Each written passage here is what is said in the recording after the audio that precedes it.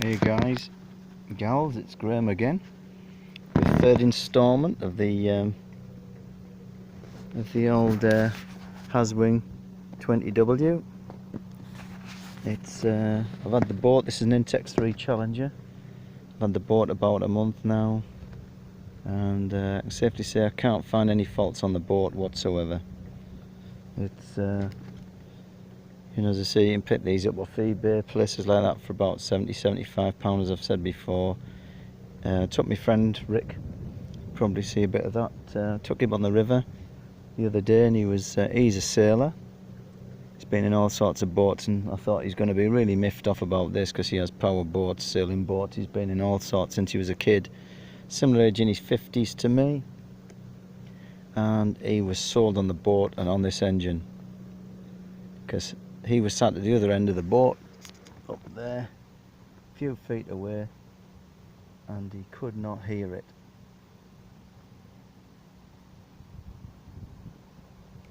On the T's here. This is in speed 1, as I said before. 1 and 2 speeds in forward. Middle is to knock it off. You just hit that, it stops the engine. Pop that back. Watch what happens in reverse. This is the only thing I don't like about this engine. Hit reverse.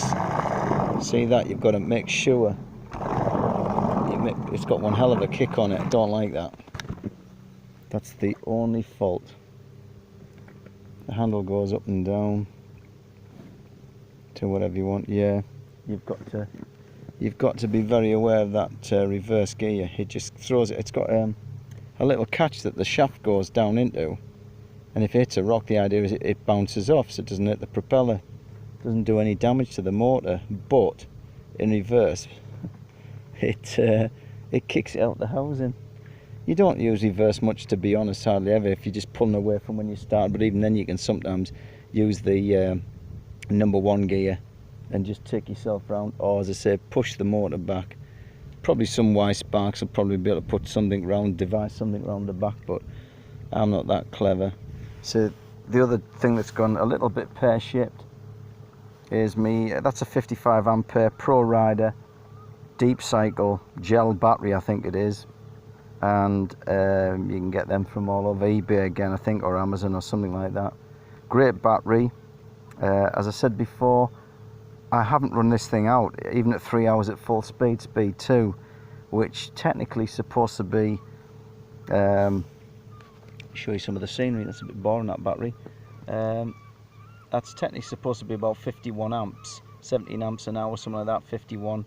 But to be honest, I've come back, and the 3 lights on the motor, which I'll try and show you if I lift this thing forward. 3 lights on the top. Whoops, shouldn't have done that, should have switched it off first. Let me just see, get me out in there. I'll switch the motor off, switch it in the forward, flick that forward, and whether you see them 3 LED lights, 100%, 50% and 20%.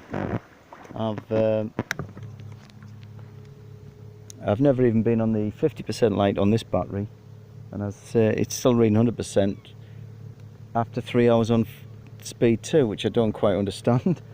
I thought I'd get about 8 hours on speed 1, and we have been out for about 7 hours solid on speed 1, and there isn't a problem at all.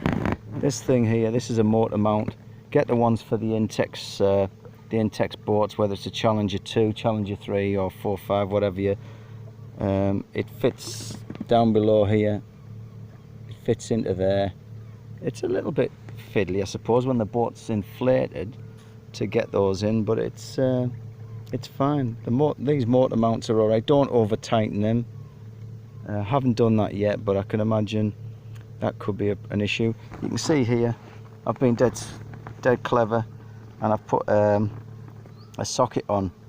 So I just that's easier to go in than trying to screw onto these nuts. You know, obviously the motor comes with just some lovely spade ends which fit into these fine, but you get into the boat, the battery's really heavy. This one's about 16 kilograms, as I said before, 2.5 stone. And putting them on and screwing them on and moving about in the water, get yourself something like this. The problem with this one is it fits both ways in, so you have to match the screws. I've put these arrows on the back so I don't put the positive to the negative, I don't know whether that would just stop the motor or blow it up. I'm not too sure, but I didn't want to take any chances. But that's my little trick and tip. It's dead good. I've come out today without my better half, my lovely wife. I'll probably show a bit of footage later with the lovely Roz. She tends to just sit at the front. Plenty of space, loads of space, loads of space. Oh, that was one thing my friend said. He said this handle here, he doesn't like sitting like I'm doing with my feet over the edge. He was sort of sits pointing the front, and he got one of these oars. It comes with oars, and he stuffed that on there. So that was a tip that he liked to do. He liked to put there. But to be honest, if you sat forward doing that, you haven't got the scope. So I wouldn't recommend that. Anyway, I'll see you later. Bye for now.